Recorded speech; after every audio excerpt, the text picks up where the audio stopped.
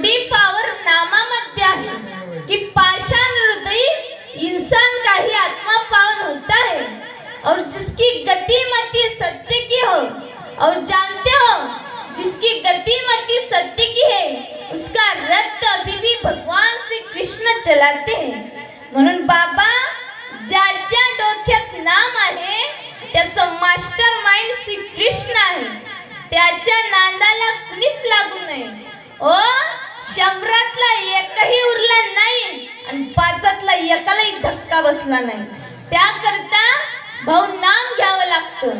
नाम लेना पणस देव